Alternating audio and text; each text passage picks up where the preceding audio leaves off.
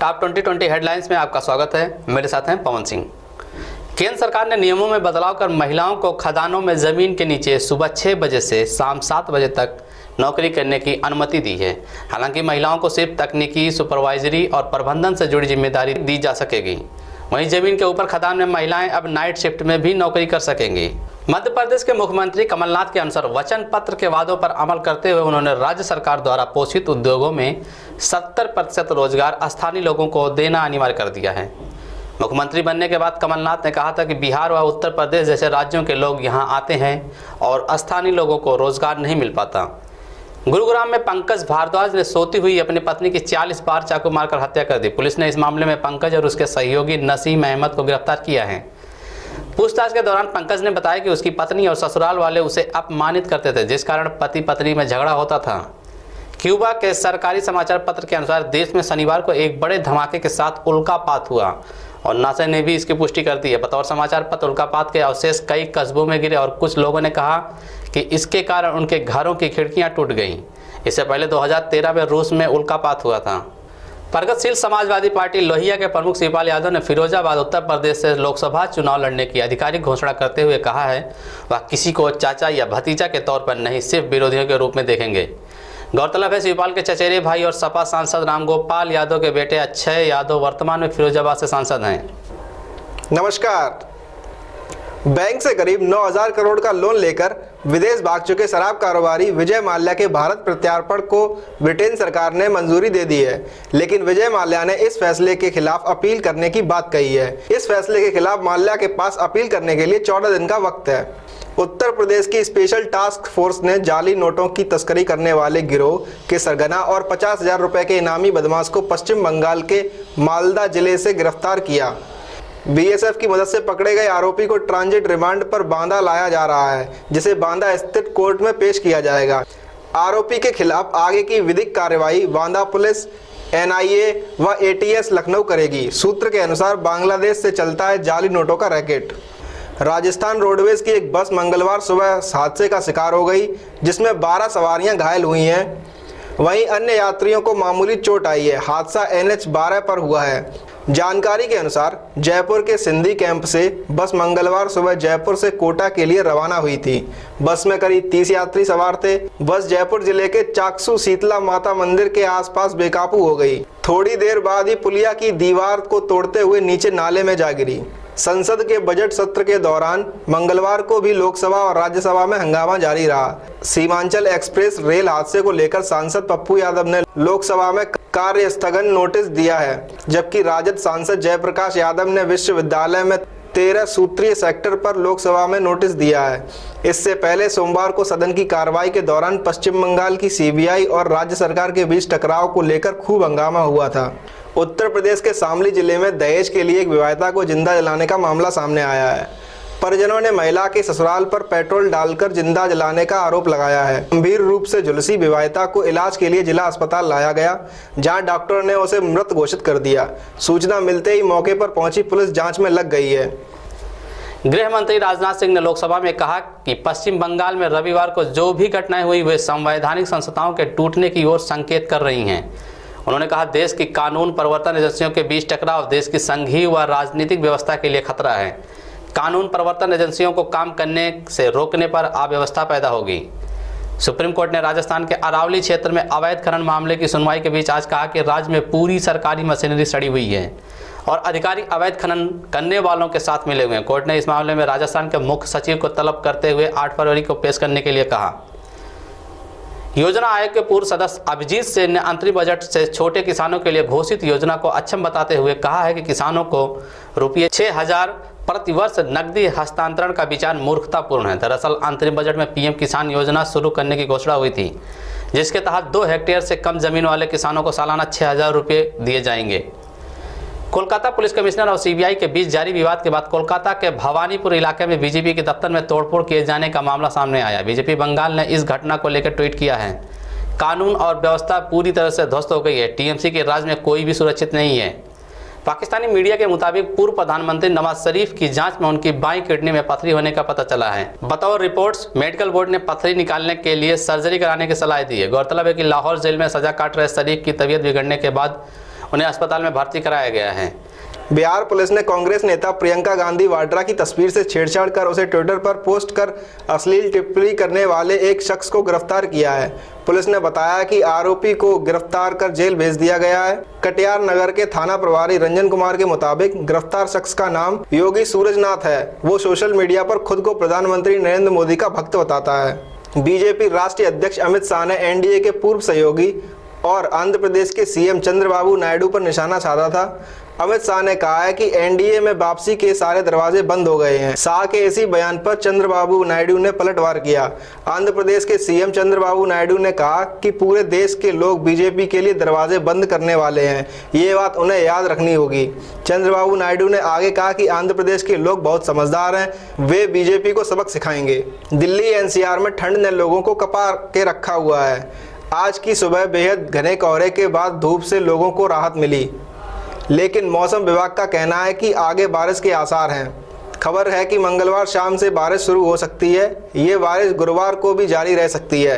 इस बीच दिल्ली के कई हिस्सों में तेज हवाएं चल सकती हैं, जिससे तापमान के और अधिक गिरने की संभावना है। पश्चिम बंगाल की मुख्यमंत्री ममता बनर्जी का लगातार तीसरे दिन भी संविधान बचाओ धरना जारी रहा। दरअसल सीबीआई कोलकाता पुलिस कमिश्नर से पूछताछ करने के लिए उनके आवास पर पहुंची थी, जिसके बाद पुलिस ने सीबीआई अधिकारियों को हिरासत में ले लिया था। जिसके बाद ममता बनर्जी ने खुद कमिश्नर राजीव कुमार के घर पर पहुंचकर अधिकारियों संग बैठक शुरू कर दी थी। इसके बाद ममता ने मोदी सरकार के खिलाफ मोर्चा खोलते हुए धरना शुरू कर दिया था। बंगाल में सीबीआई और पुलिस के घमासान के बीच सपा नेता और रामपुर से विधायक आजम खां का दर झलका है। सपा नेता ने कहा कि बंगाल में ममता बनर्जी धरने पर बैठी हैं, पूरा विपक्ष उनके साथ है, लेकिन मेरे लिए लड़ने वाला कोई नहीं है क्योंकि मैं मुसलमान हूं। सपा नेता आजम खान ने कहा कि मेरे खिलाफ 250 केस दर्ज हैं, लेकिन मेरे लिए लड़ने वाला कोई नहीं है। जर्मन चांसलर एंजेला मर्केल और जापानी प्रधानमंत्री शिंजो आबे ने एक साझा बयान में कहा कि दोनों देश शीघ्र ही वेनेजुएला के नेतृत्व संकट का एक स्थिर लोकतांत्रिक समाधान चाहते हैं। हालांकि जर्मनी ने वेनेजुएला के विपक्षी नेता हुआन गाइडो को अंतरिम राष्ट्रपति मान लिया है। गौरतलब है कि चांसलर मर्केल 2 दिवसीय दौरे पर जापान गई हुई हैं। रेटिंग एजेंसी मूडीज ने कहा कि अधिक खर्च और राजस्व की धीमी वृद्धि के कारण भारत सरकार के लिए 2019-20 के राजकोषीय घाटे को जीडीपी के 3.4% तक रखने का लक्ष्य हासिल करना मुश्किल होगा। बतौर मूडीज जीडीपी के अनुपात में सरकारी कर्ज अधिक है। हालांकि मूडीज ने कहा कि सरकार की आर्थिक वृद्धि दर का अनुमान तार्किक है। विश्व स्वास्थ्य संगठन WHO ने बताया कि दुनिया भर में कैंसर के कारण हर मिनट 17 लोगों की मौत हो जाती है और वैश्विक स्तर पर हर 6 में से 1 मौत का कारण कैंसर है। बतौर WHO 2018 में अनुमानित 96 लाख मौतें कैंसर से हुई हैं। दुनिया भर में हर साल 4 फरवरी को विश्व कैंसर दिवस मनाया जाता है। कोलकाता पश्चिम बंगाल पुलिस कमिश्नर राजीव कुमार के घर सीबीआई पहुंचने के खिलाफ मुख्यमंत्री ममता बनर्जी के धरने को लेकर केंद्रीय मंत्री प्रकाश जावड़ेकर ने कहा है, यह ममता की इमरजेंसी है, हमारी नहीं। उन्होंने कहा, पहली बार सीबीआई के जांच अधिकारियों को हिरासत में लिया गया। ममता कमिश्नर को बचा रही हैं या खुद को वह क्या छुपा रही हैं। पाकिस्तान चीन को बेचेगा गधे। पाकिस्तान आय बढ़ाने के लिए चीन को गधे निर्यात करेगा और पहले 3 वर्षों में 80,000 गधे निर्यात करने की योजना है। पाकिस्तान दुनिया में गधों की सबसे बड़ी आबादी वाला तीसरा देश है। चीन में गधों के ऊंचे दाम है क्योंकि यहाँ गधे की खाल से बने जिलेटिन का इस्तेमाल पारंपरिक दवाएं बनाने में किया जाता है। विपक्ष के साथ साथ बीजेपी के सहयोगी पार्टी शिवसेना भी लगातार प्रधानमंत्री नरेंद्र मोदी पर हमला कर रही है। शिवसेना प्रमुख उद्धव ठाकरे ने एक बार फिर पीएम मोदी पर निशाना साधा है और उनकी तुलना तांत्रिक से कर दी है। ठाकरे ने यह भी कहा है कि कुछ लोग झूठे वादे करते हैं। जानकारी के मुताबिक उद्धव ठाकरे मुंबई में एक पुस्तक का विमोचन करने गए थे, तब यह बातें कहीं। फ्रांस की राजधानी पेरिस में आज एक अपार्टमेंट में आग लगने से 7 लोगों की मौत हो गई है और 25 अन्य झुलस गए। स्थानीय मीडिया RLT रेडियो स्टेशन ने बताया कि फ्रांस की राजधानी एरलांगर सड़क पर स्थित एक 8 मंजिला अपार्टमेंट में यह दुर्घटना स्थानीय समय सुबह 1 बजे घटी। सभी झुलसे लोगों को इलाज के लिए अस्पतालों में भर्ती करा दिया गया है, जिसमें से एक की हालत बहुत गंभीर बनी हुई है। सोशल नेटवर्किंग साइट फेसबुक देखा जाए तो अपने आप में एक पूरी दुनिया है। अपने 1 अरब से ज़्यादा खाता धारकों की संख्या के चलते आबादी के मामले में दुनिया का तीसरा सबसे बड़ा देश हो सकता है। कंपनी के आंकड़े कहते हैं कि इसमें नकली खातों की संख्या करीब 25 करोड़ तक हो सकती है। इन खातों पर अब नज़र रखी जाएगी और उन्हें बंद किया जाएगा। दुनिया भर में कई हमशक्ल लोग मौजूद हैं, मगर विराट कोहली की पत्नी अनुष्का शर्मा की हमशक्ल को देखें तो आपका सिर चकरा जाएगा। यहाँ तक कि विराट के लिए भी पहचानना मुश्किल है कि असली कौन है। हाल ही में अमेरिकी सिंगर जूलिया ने अपनी एक तस्वीर सोशल मीडिया पर शेयर की, जिसमें हूबहू वह अनुष्का शर्मा ही लग रही हैं। जूलिया अमेरिका की जानी मानी सिंगर और सॉन्ग राइटर हैं और उनकी फ़ैन फॉलोइंग भी अच्छी खासी है। बिग बॉस की एक्स कंटेस्टेंट और टीवी की मशहूर अदाकारा हिना खान अक्सर अपने ग्लैमरस लुक को लेकर चर्चा में रहती हैं। आए दिन इनकी तस्वीरें सोशल मीडिया पर वायरल होती रहती हैं, जिनमें ये बेहद खूबसूरत नज़र आती हैं। बताते चलें कि हिना खान एकता कपूर के सुपरहिट शो कसौती ज़िंदगी की के कारण चर्चा में हैं। फैंस को जानकर बेहद दुख होगा कि हिना खान एकता कपूर के शो से बड़ा ब्रेक लेने जा रही हैं। मिली जानकारी के मुताबिक हिना खान ने एक साथ 3 प्रोजेक्ट साइन किए हैं, इसलिए अब वो कसौटी ज़िंदगी को विदा कहेंगी। ईसाई धर्मगुरु पोप फ्रांसिस रविवार को संयुक्त अरब अमीरात यूएई की यात्रा पर अबू धाबी पहुंच गए। किसी ईसाई धर्मगुरु द्वारा अरब प्रायद्वीप की यह पहली यात्रा है। इस 2 दिवसीय यात्रा के दौरान पोप प्रमुख मुस्लिम मौलवियों से मुलाकात करेंगे और मंगलवार को एक जनसभा को संबोधित करेंगे, जिसमें 1,35,000 कैथोलिक ईसाइयों के पहुंचने की उम्मीद है। पहली बार अमेरिकी सीनेट में राष्ट्रपति डोनाल्ड ट्रंप को बड़ा झटका लगा है। ट्रंप के फैसले के खिलाफ एक प्रस्ताव को बहुमत के साथ पारित किया गया है। दरअसल अमेरिकी सीनेट ने सीरिया और अफगानिस्तान से सैनिकों को वापस बुलाने के राष्ट्रपति डोनाल्ड ट्रंप के फैसले के खिलाफ भारी बहुमत से एक महत्वपूर्ण प्रस्ताव पारित किया है। इस प्रस्ताव के पक्ष में ट्रंप की अपनी रिपब्लिकन पार्टी के सांसदों ने भी मतदान किया, जो राजनीतिक दल के भीतर के मतभेदों को स्पष्ट करता है। लोकसभा चुनाव 2019 में उत्तर प्रदेश की सियासी रण को जीतने के लिए समाजवादी पार्टी और बहुजन समाज पार्टी गठबंधन किया है। वहीं बीजेपी सपा बसपा गठबंधन की काट और दलितों के दिल में जगह बनाने के लिए सूबे के हर शहर में बीजेपी खिचड़ी भोज का आयोजन करने की रणनीति बनाई है। मंगलवार से बीजेपी दलित बस्तियों में खिचड़ी भोज की शुरुआत करने जा रही है और यह कार्यक्रम 25 फरवरी तक जारी रहेगा। माध्यमिक शिक्षा परिषद उत्तर प्रदेश यूपी बोर्ड 7 फरवरी से 10वीं और 12वीं बोर्ड की परीक्षाओं का आयोजन करने जा रहा है। इस बार 10वीं बोर्ड की परीक्षाएं 28 फरवरी और 12वीं बोर्ड की परीक्षाएं 2 मार्च को खत्म होगी। पिछले साल नकल रोकने को लेकर कड़ी निगरानी के चलते छात्रों ने परीक्षा बीच में छोड़ दी थी। इस बार भी यूपी सरकार ने परीक्षा को लेकर काफ़ी सख्ती बरती है। पिछले साल की तरह इस बार भी राज्य सरकार ने सभी परीक्षा केंद्रों में सीसीटीवी कैमरे लगाए हैं। सीसीटीवी कैमरे लगने के बाद असर साफ दिखाई दे रहा है। बता दें, परीक्षा का आयोजन राज्य के सभी 8,354 परीक्षा केंद्रों पर लगाया जाएगा। यह सीसीटीवी कैमरों के साथ पहली बार सख्त निगरानी के लिए वॉइस रिकॉर्डर भी लगाए गए हैं।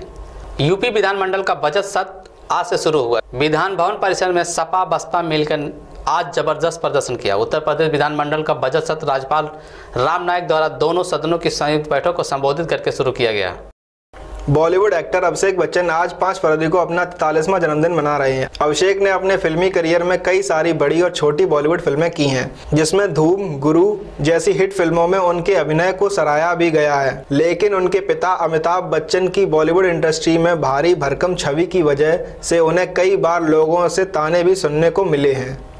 श्रीलंका के घरेलू क्रिकेट क्लब के कप्तान एंजेलो परेरा ने एक ही प्रथम श्रेणी मैच में 2 दोहरे शतक जमाकर इतिहास को दोहराया।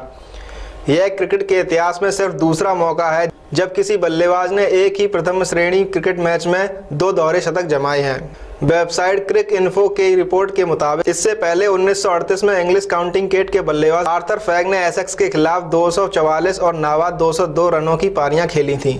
स्मार्टफोन की हर स्मार्टनेस विभिन्न ऐप्स पर ही निर्भर करती है। कॉल मिलाने से लेकर फोटो खींचने तक सब कुछ किसी न किसी ऐप के जरिए ही होता है। स्मार्टफोन के बढ़ते इस्तेमाल ने ऐप्स का भी एक समानांतर बाजार खड़ा कर दिया है। इसी बाजार का फायदा कुछ ऐप डेवलपर गलत तरीके से भी उठाते हैं। कई ऐप डेवलपर धोखे से यूजर्स की जानकारी चुराने की कोशिश करते हैं। गूगल ने हाल ही में ऐसे 29 ब्यूटी कैमरा ऐप्स को अपने एंड्रॉयड प्लेटफॉर्म से हटा दिया है।